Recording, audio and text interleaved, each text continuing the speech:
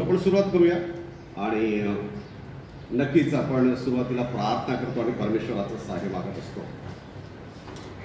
परमेश्वराच्या सहाय्याची मला गरज आहे, कारण आपण परमेश्वराची भक्ती करणार आहोत आणि परमेश्वराची भक्ती आत्म्याने आणि खरेपणाने व्हावी तरच ती भक्ती होते. आणि म्हणून आपण परमेश्वराच्या लीन आणि नम्र होऊया आणि आजच्या भक्तीला सुरुवात करण्या अगोदर प्रार्थनेला परमेश्वराचं सहाय्य आपण घेऊया. आपण प्रार्थना करू. जिवंत प्रभू परमेश्वरा, आम्ही खूप तुझे आभार मानतो. नक्कीच अतिशय वेगळ्या स्थितीमध्ये आणि वेगळ्या परिस्थितीमध्ये आजची ही नाताळाची भक्ती आम्ही करत आहोत. पण प्रभुदेवा, तुझी उपस्थिती आम्हाला कुठे त्यामध्ये कमतरता जाणवत नाही. तुझ्या उपस्थितीमध्ये देवा आज आम्ही आलेलो आहोत आणि म्हणून सर्वप्रथम तुझ्या चरणी लीन आणि नम्र होतो. तुझे आभार मानतो देवा. आणि आमची प्रार्थना देवा की आजची ही भक्ती जरी वेगळ्या स्थितीमध्ये, मनस्थितीमध्ये, परिस्थितीमध्ये होत आहे, पण देवा तुझा आशीर्वाद त्याला कधीच कुठेच फरक पडत नाही, त्यामध्ये कधीच कमतरता येत नाही. आणि म्हणून देवा आज आम्ही प्रार्थना करतो की आज आम्हा प्रत्येकाला एक नवीन नाताळाचा आनंद, ख्रिस्त जन्माचा एक नवीन अनुभव आजच्या भक्तीच्या द्वारे, आजच्या नाताळ गीतांच्या द्वारे, आजच्या वचनाच्या द्वारे आम्हाला होऊ दे. आणि म्हणून देवा ही भक्ती आम्ही तुझ्या समर्पित करतो. जे लेकरं प्रभुदेवा या भक्तीला येत आहेत, वाटेवर आहेत, त्यांना पण सुखरूप ठेवले प्रभुदेवा. आणि हा समय जो या ठिकाणी आम्ही घालवणार आहोत आमच्यासाठी एक नवीन मोठ्या आनंदाचा असा होऊ दे. ही प्रार्थना प्रभू येशू ख्रिस्ताच्या नावाने केली म्हणून तो आहे. आमेन. आजच्या भक्तीला आपण सुरुवात करूया. आणि नक्कीच नाताळाची भक्ती म्हणजे नाताळची गीतं आलीच आणि ही नाताळाची गीतं नक्कीच आम्हाला प्रत्येक वेळेस आनंद देणारी आहे. आणि म्हणून काही गीतं आपण गाऊया आणि त्यानंतर देवाचं वचन, आज नाताळाचा जो देवाचा संदेश आहे तो पण आपण ऐकणार आहोत. आणि अगदी मोजक्या स्वरूपामध्ये सर्व गोष्टी असतील, पण देवाचा आशीर्वाद मोजका नाही, त्याला मर्यादा नाही, त्याच्या आनंदाला कुठेच कमतरता लागणार नाही, त्याच्या आशीर्वादाला कुठेच मास घालू शकणार नाही. आणि म्हणून आजचा दिवस सुद्धा देवाच्या आनंदामध्ये कधीच कमी होणार नाही, याची भक्ती सुद्धा.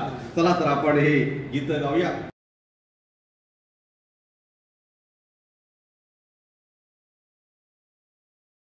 दाविदाच्या गावी आज ख्रिस्त जन्माला.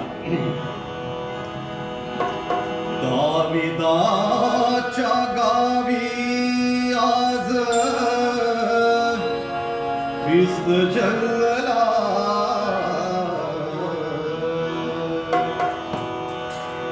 दाविदाच्या गावी आज ख्रिस्त जन्मला. जगताचा त्राता तारणारा जन्मला. जगताचा त्राता तारणारा जन्मला. दाविदाच्या गावी आज ख्रिस्त जन्मला. दाविदाच्या गावी आज ख्रिस्त जन्मला.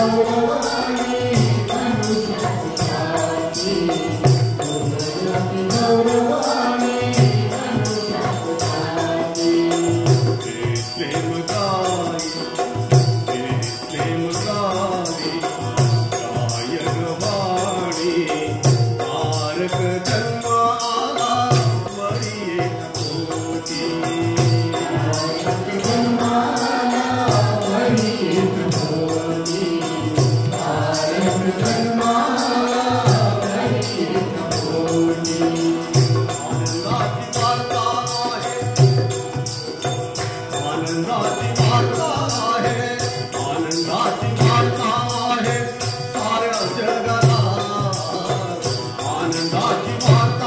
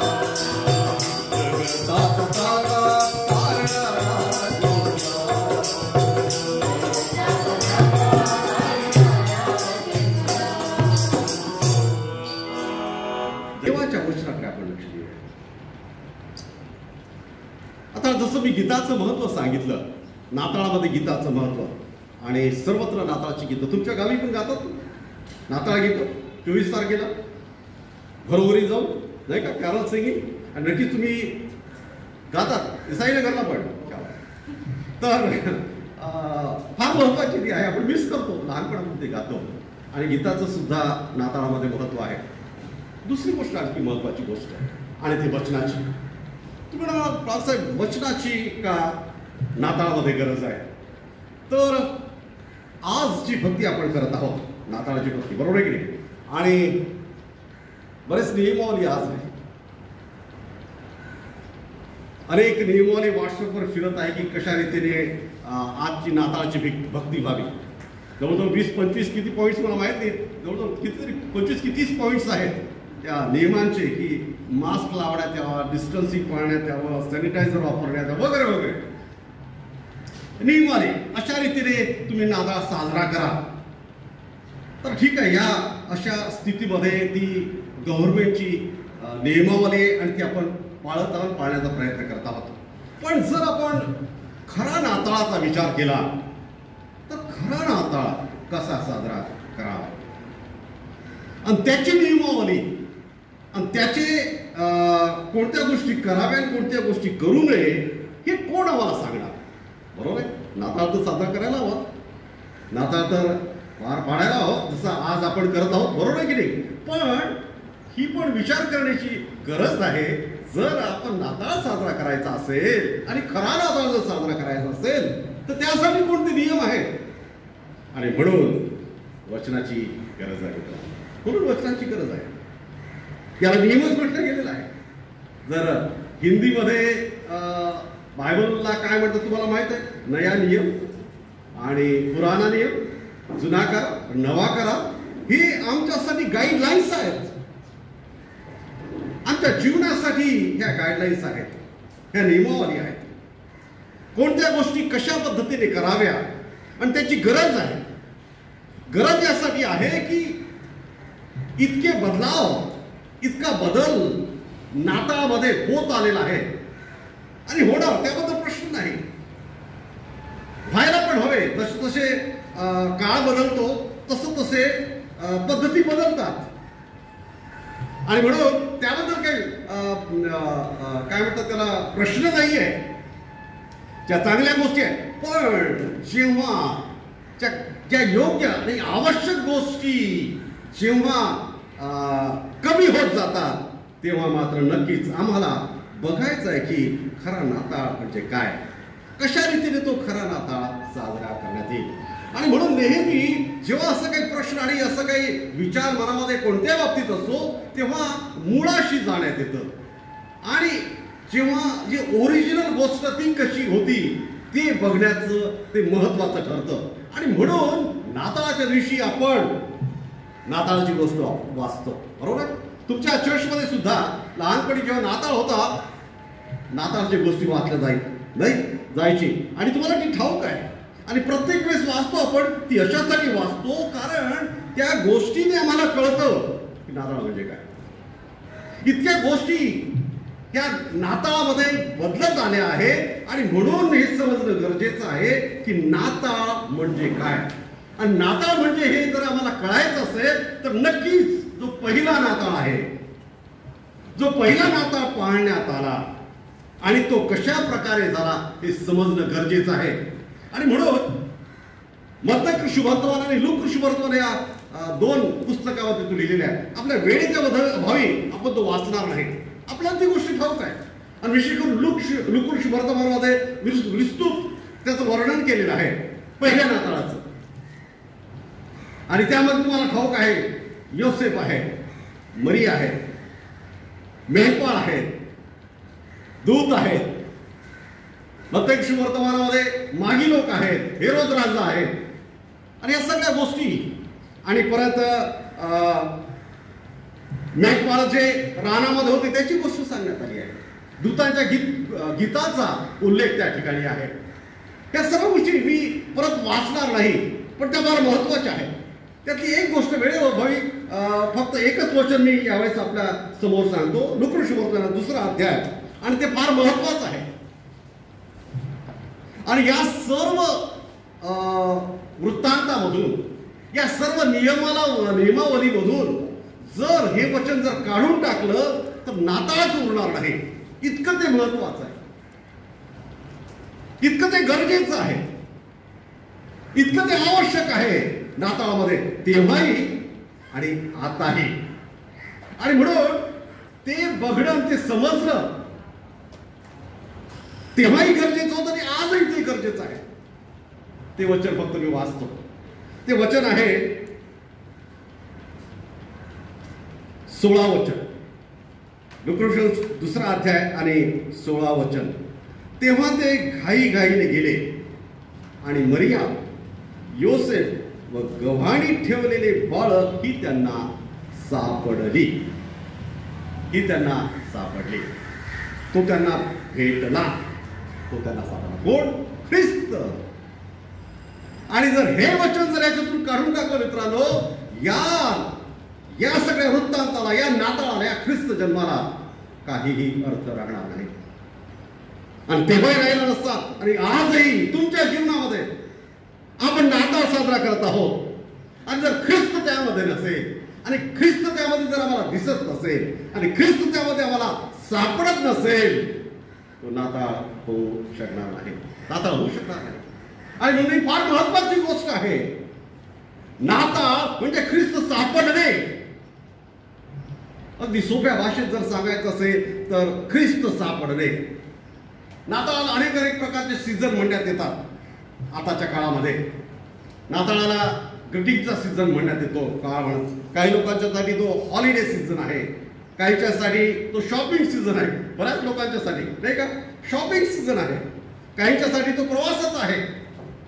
अजूनही काही मुली प्रवासात असतील नाही का, काल रात्री निघाले का आणि आता थोड्या वेळाने पोहोचतील त्यांच्या गावी. प्रवासाचा सीझन.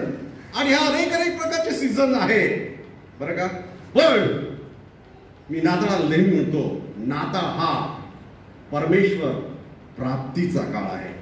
परमेश्वर प्राप्तीचा काळ.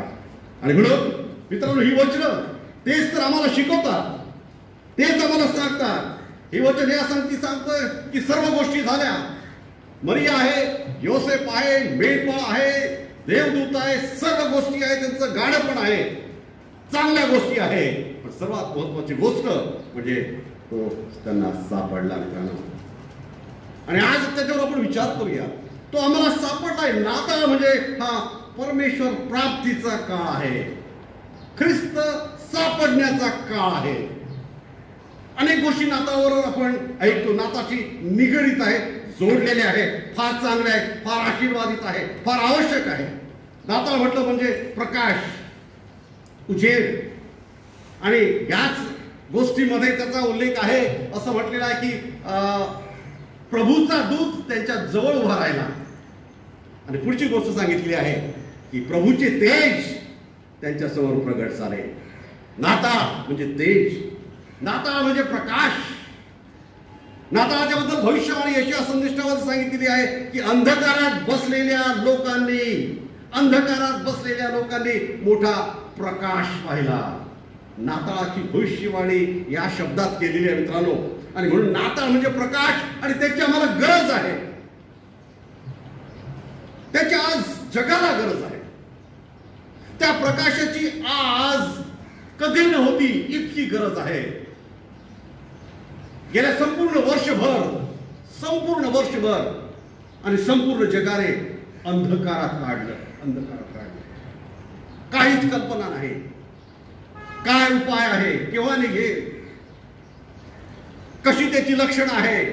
प्रत्येक आठवड्याला नवीन बातमी यायची आणि काहीच कळायचं नाही. अजूनही माहित नाही कोणी हा व्हायरस निर्माण केला, कसा तो मानव निर्मित आहे की कुठून आला, वटवाघळूपासून आला की आणखी कुठून आला, आम्हाला ठाऊक नाही. मोठमोठे सायन्स प्रगत झालेलं आहे. इतकंच काय, इतकी कठीण परिस्थिती सर्वात जास्त प्रगत असलेल्या लोकांची झाली. जे एनलाइटेड होते, जे प्रकाशित होते, जे बुद्धीने प्रकाशित होते, ज्ञानाने प्रकाशित होते, टेक्नॉलॉजीने, मेडिकल सायन्सने पुढे होते, मित्रांनो अजूनही अंधारात आहेत आणि अजूनही अनेक गोष्टीचं स्पष्टीकरण मिळालं नाही. नाताळ हा प्रकाश आहे.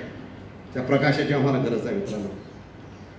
तरुण मुलांनो, मुलींनो, त्या प्रकाशाची आम्हाला गरज आहे आणि नक्कीच आम्हाला तो प्रकाश हवा आहे. आणि नाताळ तो प्रकाश देण्यासाठी आलेला आहे. तो प्रकाश देण्यासाठी नाताळ आलेला आहे. नाताळाचा काळ हा प्रकाशाचा काळ आहे. पण या ठिकाणी त्या प्रकाशाचं असं नाव दिलेलं आहे की प्रभूचे तेज. आतापर्यंत आपण प्रकाशाबद्दल, प्रकाश त्यांनी पाहिला, प्रकाश चमकला, पण हे फार महत्वाची गोष्ट आहे. प्रकाश, पण कशाचा प्रकाश तिथं स्पष्ट सांगितलेलं आहे की प्रभूचे तेज, परमेश्वराचे तेज. आणि हा प्रकाश जर आम्हाला हवा असेल, ख्रिस्त म्हणतो की तो प्रकाश मी आहे. प्रभू येशू ख्रिस्ताने म्हटलं की तो प्रकाश मी आहे, मी जगाचा प्रकाश आहे, मी जीवनाचा प्रकाश आहे. ही परमेश्वराचं वचन आहे. आणि तो प्रकाश जर आम्हाला हवा असेल तर ख्रिस्ताशिवाय तो आम्हाला प्रकाश कसा मिळेल हे मला तुम्ही सांगा. आणि म्हणून हे वचन फार महत्वाचं आहे. ख्रिस्त सापडणं हे यासाठी आम्हाला गरज आहे. जर ख्रिस्ताचा प्रकाश आम्हाला हवा असेल तर ख्रिस्त सापडणं गरजेचं आहे. ख्रिस्त प्राप्त होणं गरजेचं आहे. तुम्हाला जो ख्रिस्त नाही तर ख्रिस्ताचा प्रकाश तुम्ही कसे प्राप्त करू शकता. तरुण मुलांनो, मुलींनो, लक्ष घ्या. तुम्हाला जीवन तुमच्या समोर मोठं जीवन आहे. हा व्हायरस आहे. आणखी किती व्हायरस तुम्हाला बघायचे आहेत मी सांगू शकत नाही. किती संकटाचा सामना, किती बिकट परिस्थितीमध्ये पुढे तुम्ही फेस करणार मी सांगू शकत नाही. पण लक्षात घ्या, प्रकाश त्यासाठी उपलब्ध आहे. आणि ख्रिस्त म्हणतो की मी तो प्रकाश आहे. आणि मला तुम्ही सांगा, तो ख्रिस्ताशिवाय तो प्रकाश तुम्हाला कसा सापडेल. मेंढपाळांना तो प्रकाश सापडला कारण त्यांना ख्रिस्त सापडला. नाताळात जर आम्हाला ख्रिस्त सापडत नाही मित्रांनो, तो नाताळ होऊ शकत नाही. सेलिब्रेशन होऊ शकतं, हॉलिडे होऊ शकतं, शॉपिंग होऊ शकते, प्रवास होऊ शकतो, बाकी इतर सर्व काही होऊ शकतं, डॅन्स होऊ शकतात, पार्टी होऊ शकतात. ख्रिस्त जन्म होऊ शकत नाही. ख्रिस्ताच्या जन्माशिवाय ख्रिस्त जन्म नाही. आणि ख्रिस्त सापडल्याशिवाय आम्हाला त्याचा प्रकाश प्राप्त होणार नाही. याच वृत्तांतामध्ये आणखी आनंदाचा उल्लेख केलेला आहे. मला माहित आहे ते वचन आणि दूतांनी सांगितलेली बातमी फार महत्वाची बातमी. सर्वांना ऐकू यावी अशी, ऐकावीशी काही बातम्या असतात नाही का, ऐकूशा वाटत नाही, बंद करून टाकतो आपण टीव्ही, नको ह्या बातम्या. इतका ॲक्सिडेंट झाला, इतके मरण पावले, आज इतके डिस्चार्ज झाले, आज इतके नवीन ॲडमिट झाले, इतक्यांनी जीव गमवला आणि त्याचा चार्ट आणि त्याचा ग्राफ नाही का, नकोशा झाल्या त्या बातम्या. पण ही बातमी नक्कीच फार हवीची आहे, वाचावीशी वाटते. प्रत्येक नाताळाला आपण वाचतो आणि ऐकतो आणि ती बातमी आहे आणि ती आनंदाची बातमी आहे. तेव्हा दूत त्यांना म्हणाला, जो मोठा आनंद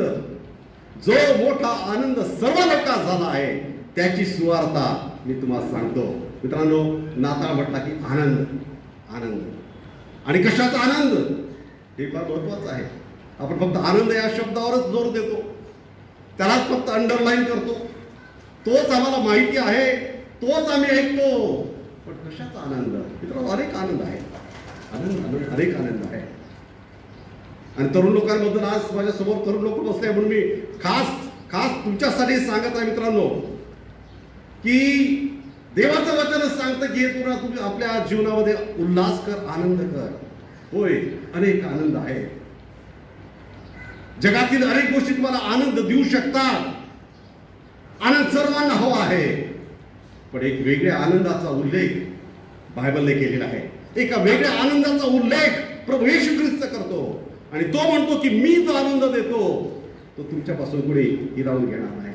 तो आनंद आहे, तो चिरकाल आनंद आहे, तो सार्वकालिक आनंद आहे मित्रांनो. तो कमी जास्त होणारा नाही. आज मेसेज आला कोणाचा, मला आनंद झाला, उद्या येत नाही मेसेज, परत मी दुःखी, परत संध्याकाळी हाय हॅलो करतो कोणतरी, आम्ही परत आनंद होतो. असा तो आनंद नाही आहे, हा टिकणारा आनंद आहे आणि हा चालणारा आनंद आहे. म्हणून आम्हाला तो समजणं गरजेचं आहे. आणि ख्रिस्त तो देऊ इच्छितो, तो तुमच्यासाठी आहे. अनेक वेळेस काही आनंदाच्या गोष्टी असतात नाही का, आणि अनेक आनंदाच्या गोष्टी अनेकांच्यासाठी असतात. कोणाला काही अवॉर्ड मिळालं आणि आपण त्याची बातमी वाचतो, त्यांच्यासाठी नक्कीच तो आनंदाचा कदाचित असेल. आम्हाला त्याचा काही फरक पडत नाही. अमेरिकेमध्ये जो बायडन जिंकले, आनंदाची गोष्ट फक्त त्यांच्यासाठी. आम्हाला काय त्या आनंदाचा आमचा काय संबंध, बरोबर आहे की नाही? तर असा काही आपल्याला काही त्याचा संबंध नसतो. पण या ठिकाणी फार मोठा वेगळा आनंद आहे आणि याच्याबद्दल सांगितलंय की जो मोठा तो मोठा आहे आणि सर्व लोकांस होणारा, तुम्हाला सुद्धा सर्वांसाठी असलेला. मग तुम्ही नायर हॉस्पिटलच्या मुली असो की सायन हॉस्पिटलच्या असो की कुपर हॉस्पिटलमधल्या असो, नवापूरच्या असो, नंदुरबारच्या असो, मुंबई एमआयमधल्या, कुठे पण कुठल्याही असो, सर्वांसाठी. आणि म्हणून या आनंदाशी आपला संबंध आहे. याबद्दल आम्ही असं म्हणू शकतो नाही त्या आनंदाचा माझा काही संबंध नाही. इथं स्पष्ट सांगितलं की जो मोठा आनंद सर्व लोकांस होणार आहे आणि त्याची सुवार्ता. आणि त्याच्याबद्दल सांगितलं की जो मोठा आनंद सर्व लोकांस होणार आहे त्याची सुवार्ता मी तुम्हाला सांगतो. आणि ती परत तुम्हासाठी आज पाहणारा जन्म आलेला आहे. होय, आनंदाचा जन्म आहे. ख्रिस्त जन्म म्हणजे आनंदाचा जन्म. आणि म्हणून तो जर आम्हाला आता मी परत येतोय परत आपल्या मूळच्या वचनावर, आणि तो जर आनंद, या ख्रिस्त जन्मामुळे प्राप्त होणारा आनंद जर आम्हाला हवा आहे, ख्रिस्त प्राप्त झाल्याशिवाय आम्हाला कसा मिळेल? आले की आता पंचायत. आपल्याला वाटलं की आम्ही नवीन कपडे घातल्यामुळे आम्हाला आनंद होतो म्हणून आम्हाला नवीन कपडे पाहिजे, आम्हाला नवीन नवीन पदार्थ बनवायचे आहेत, सर्व चांगल्या गोष्टी आहे. पण हा आनंद जो सर्व लोकांसाठी होणारा होता आणि तो जर हवा असेल मित्रांनो, ख्रिस्ताशिवाय आम्हाला कसा मिळेल? आणि तो जर आनंद ख्रिस्ताच्या जन्मामध्ये आहे तर तो आम्हाला भेटल्याशिवाय, ख्रिस्त आम्हाला भेटल्याशिवाय कसा मिळेल, कसा सापडेल? मेंढपाळांना तो सापडला आणि त्यांचं जीवन बदलून गेलं मित्रांनो. त्यांचं जीवन बदलून गेलं. त्यांना प्रकाश सापडला, त्यांना आनंद सापडला, त्यांना शांती सापडली. ऊर्ध्वलोकी देवाला गौरव आणि मनुष्यास ज्यावर त्याचा प्रसाद झालेला आहे, फार महत्वाची गोष्ट, ज्यावर त्याचा प्रसाद झाला आहे, ज्यांना तो प्राप्त झालेला आहे मित्रांनो, त्या मनुष्यात शांती. मित्रांनो, ज्यांना ख्रिस्त सापडलेला आहे ते कधी अशांत नाही, कधीच नाही. माझ्या अनुभवावर मी सांगतो, परिस्थिती अशांत असेल, घटना मनासारख्या घडत नसतील, जे आम्हाला हवं आहे आमच्या मनातील गोष्टी कदाचित आम्हाला प्राप्त होत नसतील, जी आर्थिक स्थिती आमची असायला हवी कदाचित नसेल, पण देवाचे लेकरं ज्यांना ख्रिस्त सापडलेला आहे ते कधी निराश नाही, कधीच कधीच निराश होऊ शकत नाही. लक्षात घ्या, लक्षात घ्या. आणि म्हणून हे गरजेचं आहे, तो ख्रिस्त सापडणं हे गरजेचं आहे. नाताळ हा ख्रिस्त सापडण्याचा काळ, परमेश्वर प्राप्तीचा काळ म्हणजे नाताळ मित्रांनो. आणि या परमेश्वर प्राप्तीच्या काळामध्ये जर तो आम्हाला सापडला नाही, आम्हाला प्रकाश सापडला नाही, आम्हाला आनंद सापडला नाही, आम्हाला शांती लाभलेली नाही. मित्रांनो, आज आम्ही विचार करूया, आम्ही विचार करायचा आहे. आम्ही कदाचित ऐकलेलं आहे, नाताळाबद्दल ऐकत आहोत. माहिती आहे, पुढचं वचन या ठिकाणी सांगितलं फार महत्वाचं आहे. याच घटनेमध्ये मी तुम्हाला ते वाचून दाखवतो. 20 वचन. नंतर ते मेंढपाळ त्यांना सांगण्यात आले होते त्याप्रमाणे सर्व गोष्टी ऐकून व पाहून देवाचे गौरव स्तुती करीत परत गेले. देवाचं गौरव आणि स्तुती करीत ते परत गेले. कुठं ते होते माहित आहे? मला माहित आहे. सुरुवातीच्या पॅराग्राफ होते ते अंधारात होते. मेंढपाळ अंधकारात होते, ते रानात होते. रानात म्हणजे एकाकी, एकटेपण हा मोठा प्रश्न या पॅन्डेमिकच्या काळामध्ये निर्माण झालेला आहे. मी तर म्हणाला की बाळासाहेब, या पॅन्डेमिक काळामध्ये लोक तर घरामध्ये होते, घरात असून सुद्धा अनेक लोक डिप्रेशन मध्ये आहेत, अनेक लोक एकाकी झालेले आहेत, अनेक लोकांना एकटपण. हे मेंढपाळ त्या स्थिती अंधकारामध्ये एकाकी रानात आणि राखत होते. राखणं म्हणजे माहित आहे, ते अस्वस्थ होते, स्ट्रेस होता. स्ट्रेस म्हणूनच ते राखत होते, नाहीतर ते झोपले असते, रिलॅक्स असते, ते रिलॅक्स नव्हते. ही आजची स्थिती आहे. आजच्या तरुणाचं ते वर्णन आहे. आजचा तरुण शांत आहे, आजचा तरुण स्ट्रेसफुल आहे, आजचा तरुण त्याला समोरची आशा नाही आहे. डिप्रेशन, निराशा, दुःख, एकटेपण. आता सोशल मीडियाचा जमाना आहे. सकाळी फोन ऑन करण्या कितीतरी मेसेज अनेक लोकांचे येतात. मित्रांनो, आर्टिफिशियल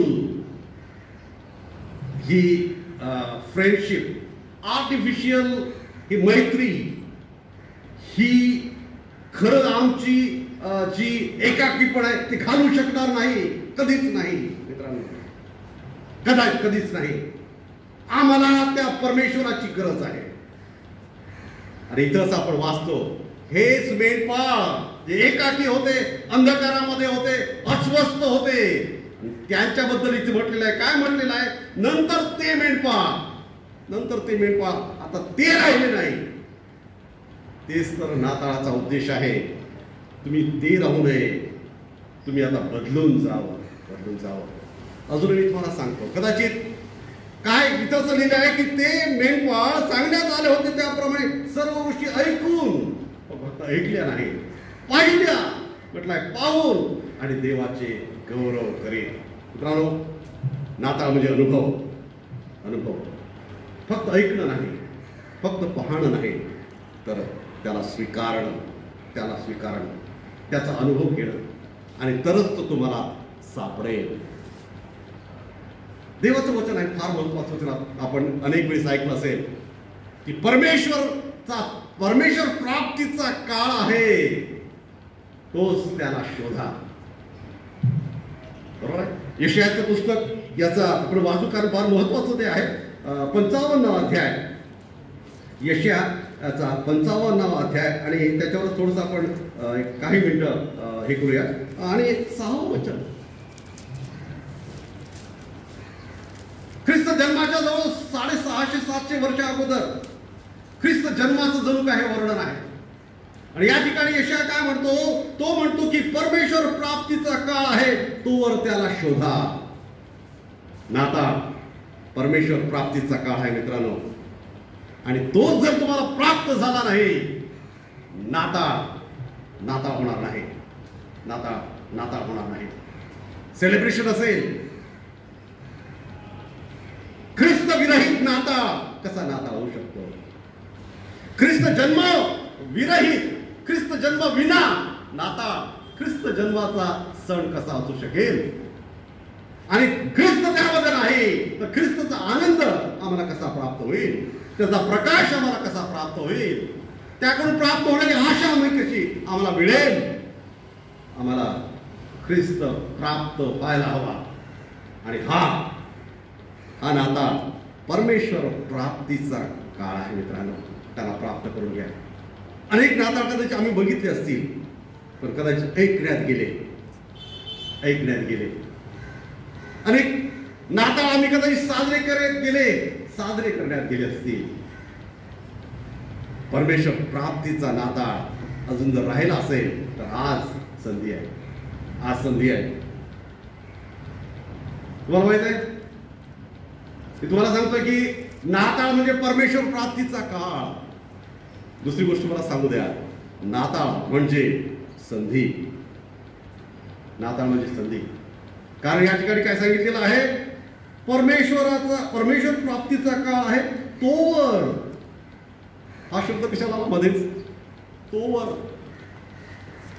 म्हणजे त्याला काहीतरी मर्यादा आहे, त्याला काहीतरी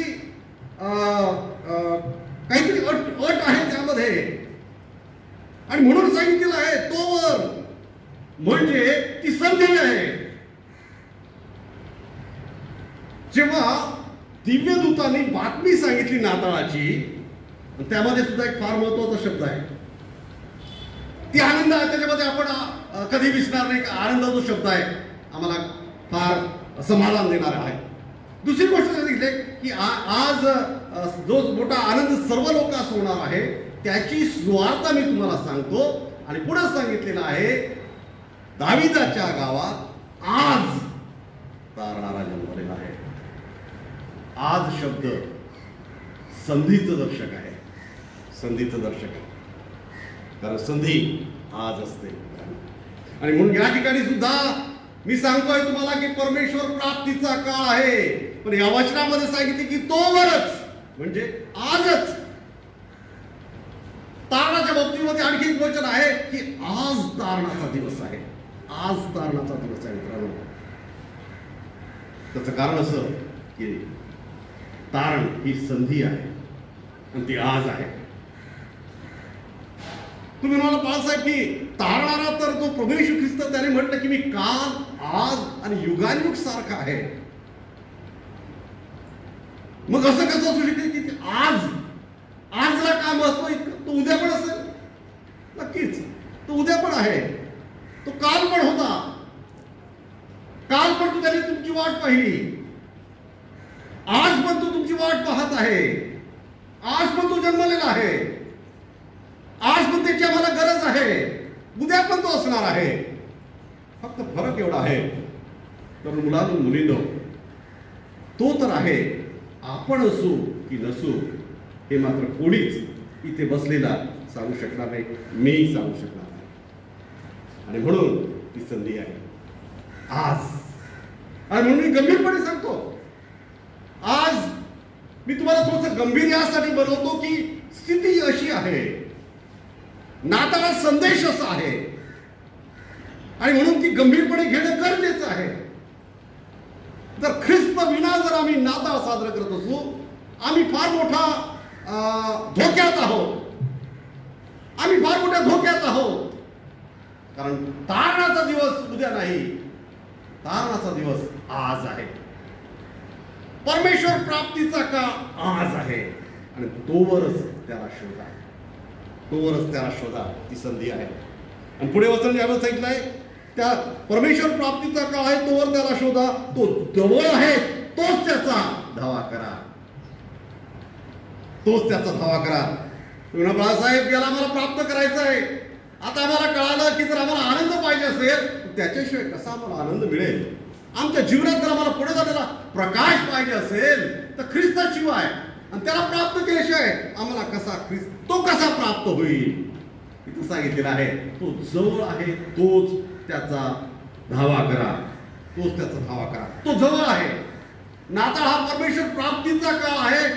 नाताळ हा ख्रिस्त आमच्या जवळ असण्याचा काळ आहे. तो आमच्या समीप आहे. नाताळाबद्दलच सांगितलेलं आहे. परत यशाच्या पुस्तकाचं 7व्या अध्यायामध्ये असं लिहिलेलं आहे की पहा, कुमारी गर्भवती होईल आणि तिला पुत्र प्रसवेल आणि त्याला इमॅन्युएल म्हणतील. इमॅन्युएल म्हणजे आमच्या बरोबर देव, आमच्या सानिध्य देव, आमच्या जवळ देव.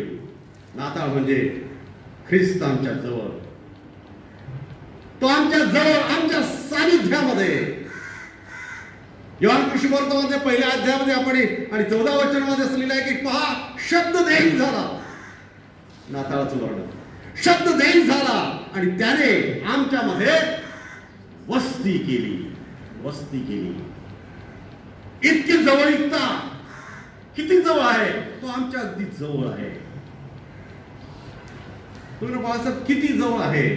परत याच वचनामध्ये त्याचं उत्तर दिलेलं आहे. मी सांगतो इथं काय लिहिलं आहे, तो जवळ आहे, तोच त्याचा धावा करा. किती जवळ आहे मी नेहमी सांगतो आणि आज तुम्हाला सांगेल, ट्राय करा.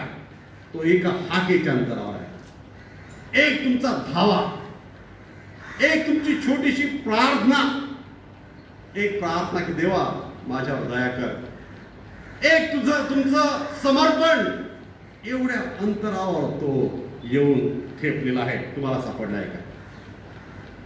तुम्हाला सापडलेला आहे का? तुम्हाला प्राप्त झालेला आहे का? नाताळ म्हणजे देवाने मनुष्याची घेतलेली भेट. तो भेट द्यायला आलेला आहे आणि भेट म्हणून सुद्धा आलेला आहे. आमच्यासाठी तो भेट म्हणून आलेला आहे. अनेक वेळेस आम्ही त्याच्यापर्यंत पोहोचत नाही. मला माहिती आहे भेट हा जो पहिल्या वेळेस मी नाताळामध्ये हा शास्त्रभाग रेफर करत आहे. यशायाचा 55 अध्याय आम्ही वाचत असताना इतक्या आश्चर्यकारक ख्रिस्त जन्माच्या गोष्टी यामध्ये वाचायला मला मिळाल्या. आणि माहिती आहे याचं हेडिंग काय आहे. बरं, तुम्ही मराठी पुस्तक आहे बायबल 55 अध्याय काढलाय तुम्ही. हेडिंग काय त्याचं हेडिंग? सर्वांना दयेची आणि मोफत आणि देणगी. हाच तर नाताळ आहे. आणखी काय स्पष्टीकरण हवं नाताळाचं? मोफत दिलेली देणगी, भेट, प्रेझेंट. आपण प्रेझेंट म्हणतो पण आणखी एक शब्द आहे की दयेने सर्वांना मोफत दयेची. अनेक गोष्टी अनेकांना देण्यात येतात नाही का. कधी कधी कुणाला पुरस्कार देण्यात येतो नाही का. पुरस्कार देण्यात येतो की समाजकार्याचा पुरस्कार, नोबेल पुरस्कार, आयफा अवॉर्ड, फिल्मचा अवॉर्ड वगैरे वगैरे बरेच. आणि मग त्यांना बोलवण्यात येतं, चीफ गेस्ट असतात आणि मग त्याच्याबद्दल सांगण्यात येतं कशाबद्दल दिल्या गेलेलं आहे. बरोबर की नाही. यांनी असं कार्य केलेलं आहे, हे असे त्या पात्रतेचे आहे वगैरे वगैरे. आणि मग काय काय बोलल्या जातं आणि नंतर त्यांना तो प्रदान करण्यात येतो. इथं सांगितलेलं आहे दयेची देणगी. दयेची देणगी म्हणजे काय मित्रांनो? हा जो तारणाचा पुरस्कार आहे ना, हा ख्रिस्त जो आम्हाला या नाताळामध्ये आमच्यासाठी मिळाला ना, आमच्यावर त्याने दया केली. का दया केली? आमची पात्रता नसताना मिळालेली गोष्ट म्हणजे दयेने प्राप्त झालेली देणगी. आमची पात्रता नाही, आमची पात्रता कधीच नव्हती, तरी परमेश्वराने त्याचा पुत्र आमच्यासाठी दिला, आम्हाला प्राप्त झालाय. आज एकच प्रश्न मी आपल्या सर्वांना विचारतो, तुम्हाला सापडला आहे काय? हा परमेश्वर प्राप्तीचा काळ आहे. तुम्हाला तो प्राप्त झाला आहे काय? तुम्ही तो प्राप्त करून घेतला आहे काय? तुम्हाला माहित आहे, तुम्ही ऐकलेलं आहे, तुम्ही गोष्ट वाचलेली आहे. ही वचन पाहण्यासाठी तुम्ही काय सांगता? आमचा तो तोंडपाठ आहे. तुम्हाला तरी रेफर करावं लागतं, पण आम्हाला ही गोष्ट तोंडपाठ आहे. संडे स्कूलमध्ये मी स्टेजवर जाऊन बोललेलो आहे. नक्कीच आम्हाला माहिती आहे. मी विचारत आहे, तुम्हाला तो सापडला आहे काय? आणि तो जर सापडला नसेल तर तो नाताळ नाही. तो नाताळ नाही. नाताळाचं ते आवरण आहे, त्या भेटीचं ते व्रॅपर आहे. डेकोरेशन, ख्रिसमस ट्री, ह्या सगळ्या गोष्टी ज्या आहेत, हे प्रोग्राम्स, हे आवरण आहे. तेथपर्यंत आम्हाला पोहोचायचं आहे. या अडखळ्यांच्या मध्ये त्या ख्रिस्तापर्यंत जोपर्यंत पोहोचत नाही. माहित आहे मेंढपाळांच्या बद्दल काय सांगितलं? ते घाई घाई निघाले.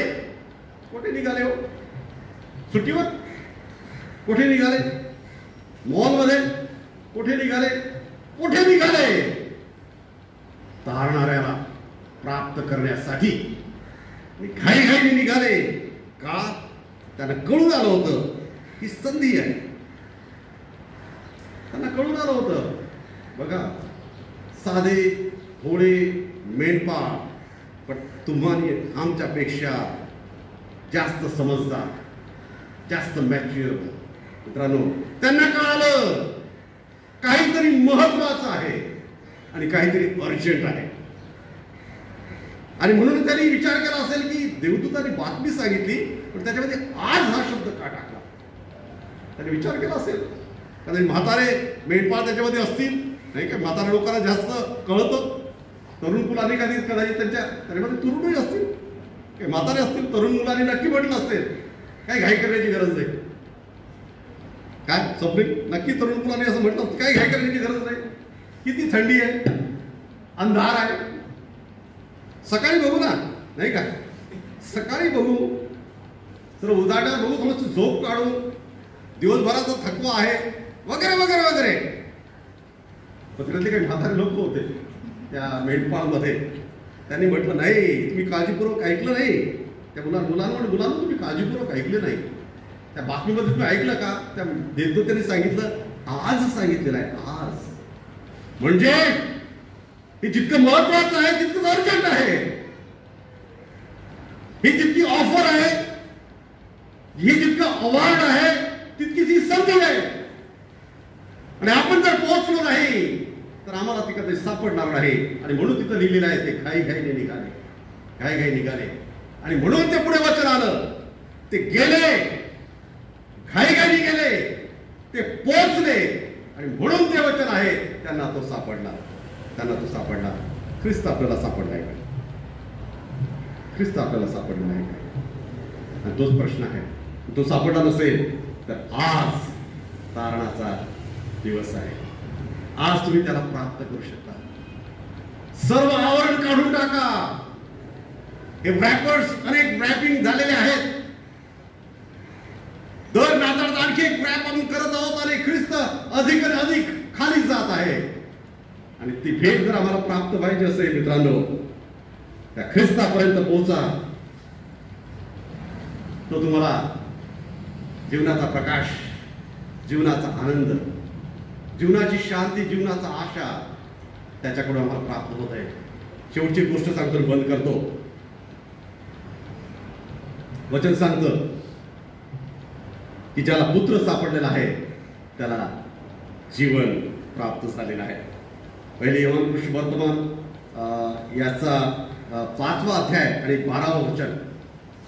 छोटंसं वचन आहे. काय वचन आहे? ज्याला पुत्र सापडला त्याला, बोला बोला, जीवन सापडलेलं आहे. त्याला जीवन सापडलंय. स्पष्ट वचन आहे. आणि पुढे सांगितलं आहे की ज्याला पुत्र सापडला नाही त्याला जीवन सापडलेलं नाही. असं ते वचन आहे. कोणाला सापडलं असेल तर कृपा करून वाचू शकता. सापडलं? कृपा करून वाचा, वाचा. 5वा अध्याय 12 वचन. पहिली योहानाचं पहिलं पत्र. हा, शाबास. आणि हा, अगदी स्पष्ट आणि सरळ वचन आहे. आणि पुत्र म्हणजे ह्याच पुत्राबद्दल, ह्याच जन्माबद्दल, ह्याच ख्रिस्ताबद्दल ते वचन आहे. आणि त्याला तो सापडला. मित्रांनो, जर या नाताळात आम्हाला सापडला नाही तर कोणत्या नाताळात आम्हाला सापडेल? मला सांग. जर तुम्ही तुमच्या मनात तो विचार असेल, नाही पुढच्या नाताळात बघू, आपण पुढच्या नाताळात त्यावर विचार करू, मला सांगा काय शुअरिटी? तर सांगितलेलं आहे आज तो सापडला नाही तर मित्रांनो तुम्हाला जीवन सापडलं नाही. संपूर्ण जीवन तुमच्या समोर आहे. ख्रिस्ता विना जीवन जगणार की ख्रिस्ता सहित जीवन जगणार? ज्या जीवनामध्ये ख्रिस्त आहे ते खरं जीवन आहे. आणि ज्या जीवनामध्ये ख्रिस्त आहे सर्व गोष्टी तुम्हाला प्राप्त झाल्याशिवाय राहणार नाही. शेवटचं उदाहरण सांगतो. मला वाटतं 5 मिनिट आपल्याला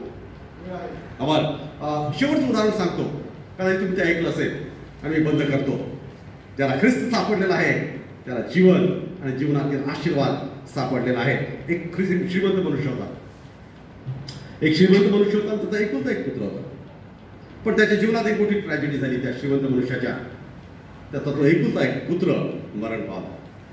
त्याच्या तरुणपणामध्ये तो पुत्र मरण पावला. आणि हा एकटाच होता. त्याची पत्नी तर बऱ्याच वर्षापूर्वी मरण पावली असल्यामुळे त्या एकुलत्या एका पुत्रावर त्याचा जीव होता. तो पुत्र त्याच्यासाठी जीव आणि प्राण असा होता. जगातील सर्व गोष्टींपेक्षा मौल्यवान आणि महत्वाची गोष्ट म्हणजे तो त्याचा पुत्र होता. तो मरण पावला. आणि त्याच्या मरण पावल्यानंतर त्याच्या आठवणीमध्ये त्यानं त्याच्या दिवाणखान्यामध्ये त्या मुलाचं, त्या तरुण मुलाचं चित्र लावलं होतं. चित्र. आणि ते चित्र त्याच्यासाठी जीवन होतं. ते चित्र त्याच्यासाठी त्याचं स्मरण होतं. फार महत्वाचं त्याच्यासाठी ती वस्तू होती म्हणजे त्या मुलाचं चित्र, फोटो. आणि एक दिवस तो मनुष्य पण मरण पावला. तो आणि त्याचा एक नोकर त्या घरामध्ये राहायचा. त्या नोकराला त्याने सांगितलं की माझ्या मरणानंतर अमुक अमुक एक वकील आहेत, त्याच्याद्वारे माझ्या सर्व वस्तूंची लिलाव करण्यात यावा. सर्व वस्तूंचा.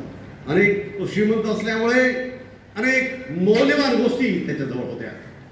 अनेक मौल्यवान गोष्टी त्याच्याजवळ होत्या. तो मरण पावला. लोकांना कळालं की हा ग्रस्त मरण पावलेला आहे. त्यांना हे कळालं की त्याच्या सर्व वस्तूंचा लिलाव होणार आहे. आणि लोकांना फार उत्सुकता होती, फार इच्छा होती त्या सर्व मौल्यवान वस्तू प्राप्त करण्यासाठी, विकत घेण्यासाठी, वाटेल त्या किमतीला त्या मिळवण्यासाठी. आणि म्हणून त्या लिलावाच्या डेटची ती वाट पाहत होते. लिलाव तारीख उजाळली. तो लिलाव करणार होता. त्याने सर्व त्या मौल्यवान वस्तू त्याच्या परिसरामध्ये, त्याच्या घराच्या समोर ठेवल्या, मांडल्या आणि लिलावाला सुरुवात झाली. लिलावामध्ये अशी अट होती की 2 पाकिटं त्याने लिहून ठेवले होते त्या मनुष्याने. त्याने सांगितलं जेव्हा लिलाव चालू होईल पहिलं पाकिट काढायचं. त्याने पहिलं पाकिट काढलं आणि त्यामध्ये लिहिलं होतं की सर्व वस्तूंच्या लिलावाच्या अगोदर सर्वप्रथम एका वस्तूचा लिलाव करायचा. आणि तो म्हणजे माझा तो मुलगा होता आणि त्याचा जो फोटो होता त्याचा लिलाव करण्यात यावा. अट होती त्याची. आणि त्याप्रमाणे तो फोटो त्या समोर ठेवण्यात आला आणि त्याचा लिलाव सुरू झाला. कुणालाच इंटरेस्ट नाही. फोटोमध्ये कुणाला इंटरेस्ट? तो त्याचा मुलगा. आपल्याला आम्ही मौल्यवान गोष्टी घेण्यासाठी आलो आहे. जे महागड्या गोष्टी आहे, किमती गोष्टी आहे, दुर्मिळ गोष्टी आहे. आमच्याकडे भरपूर पैसे, आम्हाला ते पाहिजे आहे, त्याच्यासाठी आम्ही आलो आहोत. त्याला घ्यायला कोणीच तयार नव्हतं. पण त्याचा जो नोकर होता, जो संपूर्ण आयुष्यभर त्या मुलाची पण सेवा त्याने केली, त्याच्या वडिलांची पण त्याची सेवली, त्या नोकराने मात्र एकच बोली लावली. त्याने सांगितलं मला ते पाहिजे, मी ते घेतो. बाकी कोणीच बोली लावली नाही. आणि शेवटी तो फोटो त्या मुलाचा त्या नोकराला देण्यात आला. त्याचा लिलाव झाला. नंतर त्याने दुसरं पाकिट काढलं लिलाव करण्यावाल्याने.